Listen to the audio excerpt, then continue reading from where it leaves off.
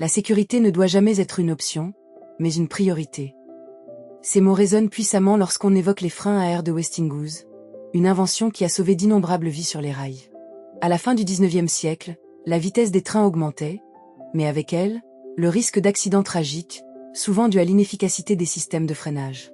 La nécessité de protéger ces vies a poussé des esprits brillants comme George Westinghouse à chercher des solutions. Il imaginait un système de freinage pneumatique, mais l'idée soulevait des doutes. Les voix sceptiques remettaient en question sa faisabilité. Westinghouse, déterminé, se mit au travail. Il voulait un système utilisant l'air comprimé pour des arrêts rapides. Son objectif, un futur où les trains garantiraient la sécurité des voyageurs. Cela nécessitait des tests, des échecs et des ajustements, mais dans son esprit, l'idée était claire. Il devait rendre le voyage en train plus sûr. C'est dans ce contexte que Nikola Tesla apparaît. Souvent considéré comme un rival, son rôle et sa collaboration avec Westinghouse sont cruciaux. Tesla, avec ses découvertes sur le courant alternatif, a largement influencé d'autres innovations. Les concepts qu'il avait développés alimentaient l'imagination de Westinghouse qui voyait dans les freins à air non seulement une avancée technique, mais aussi une manière d'intégrer l'électricité dans la sécurité des transports. Lorsque Westinghouse introduisit ses freins à air, cela constitua un tournant pour l'industrie ferroviaire, un défi lancé à Edison et aux partisans du courant continu. La rivalité entre Edison et Westinghouse se jouait sur plusieurs fronts, y compris celui de la sécurité ferroviaire. Chaque avancée technique était souvent accompagnée de conflits d'intérêts. Westinghouse voulait prouver que sa vision pouvait concilier vitesse et sécurité. Alors qu'il s'imposait comme pionnier, Westinghouse devait aussi surmonter le scepticisme des compagnies de chemin de fer hésitant à adopter cette technologie. Pour prouver l'efficacité de ses freins, il organisa des démonstrations spectaculaires. L'une de ces démonstrations marquantes eut lieu en Ohio, en 1872, où des trains de marchandises devaient réaliser des arrêts d'urgence. Imaginez la scène. Un immense train, chargé de marchandises, filait à pleine vitesse à travers les champs d'Ohio, la vapeur s'échappant de ses locomotives.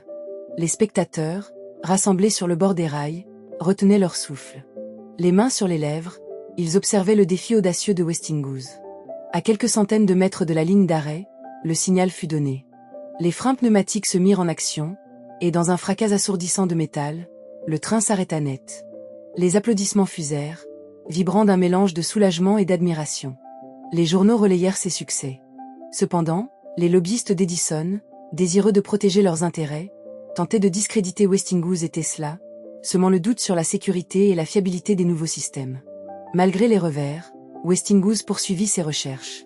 Son équipe travaillait sans relâche pour perfectionner le système. Chaque prototype devenait une promesse de sécurité, une avancée vers l'acceptation généralisée de cette technologie. Ce combat pour la reconnaissance était loin d'être simple. L'industrie ferroviaire était dominée par des acteurs puissants. Les grandes compagnies étaient réticentes à abandonner leur système traditionnel. L'innovation, bien que fascinante, était souvent perçue comme une menace. C'est dans ce contexte de tension que Westinghouse, armé de son inébranlable détermination, mit au point plusieurs itérations de son système de freinage. Son équipe, composée de brillants ingénieurs, travaillait dans des conditions parfois difficiles, parfois loin des grands centres d'innovation. Les longues heures passées dans l'atelier étaient ponctuées par des échecs cuisants, mais chaque revers alimentait leur soif d'accomplissement. Un autre moment décisif se produisit lors d'une exposition à Chicago, en 1893. Westinghouse mit en place un simulateur de freinage permettant aux visiteurs de ressentir la puissance de ses freins en action. Ce jour-là, il réussit à captiver un public sceptique. Les spectateurs, initialement désintéressés, furent peu à peu saisis par le spectacle. Ils virent les mécanismes, comprirent les principes de l'air comprimé, et réalisèrent la sécurité inestimable qui en découlait. Pour beaucoup, ce fut la première fois qu'ils prenaient conscience de l'importance des avancées technologiques dans leur quotidien. Ce type de démonstration était essentiel, car le public devait non seulement voir, mais ressentir la sécurité que la technologie pouvait offrir. Au fur et à mesure que le temps passait, la réputation de Westinghouse et Tesla grandissait. Les compagnies de chemin de fer commencèrent à adopter leurs inventions. Les freins à air de Westinghouse s'imposèrent comme un standard.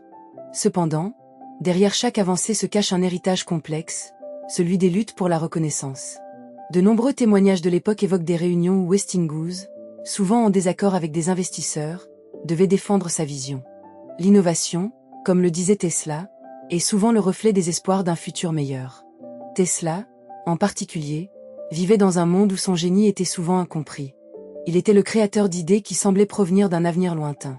Dans ses notes, il écrivait « L'électricité est notre esclave. Si nous pouvons la contrôler, nous pourrons changer le monde. Cette pensée résonnait particulièrement dans l'esprit de Westinghouse. En naviguant à travers des défis financiers et des conflits d'intérêts, Westinghouse et Tesla avaient redéfini la sécurité dans le monde ferroviaire. Leurs concepts, bien que parfois considérés avec méfiance, se révélèrent être des précurseurs d'une révolution technologique.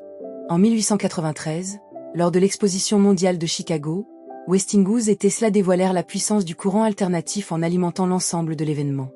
Les lumières brillèrent, éblouissantes, illuminant les visages émerveillés des visiteurs. Cet événement marqua un tournant. Non seulement ils avaient démontré la viabilité du courant alternatif, mais ils avaient également établi un lien indissociable entre l'innovation et la sécurité. Les réussites de Westinghouse avec ses freins à air et Tesla avec l'électricité témoignent d'une époque en pleine mutation. Ils étaient des pionniers, naviguant dans un monde où la technologie pouvait à la fois sauver des vies et créer des opportunités.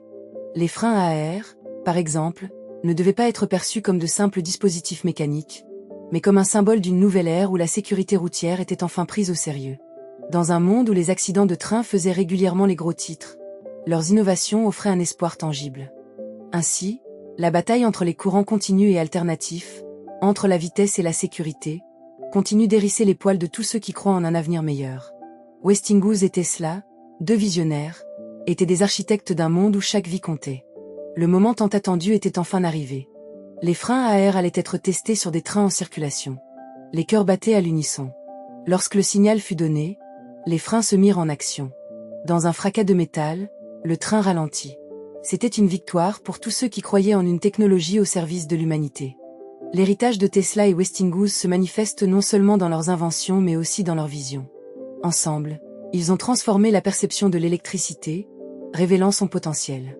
Leur coopération a démontré que l'innovation réside dans le mariage de l'ingéniosité et de la sécurité. Leur combat pour la reconnaissance nous rappelle que chaque invention porte des responsabilités. En fin de compte, l'innovation ne se limite pas aux inventions seules, mais s'étend à la création d'un futur meilleur pour toutes les générations. Les freins à air sont un symbole d'un choix éthique, un choix pour la vie.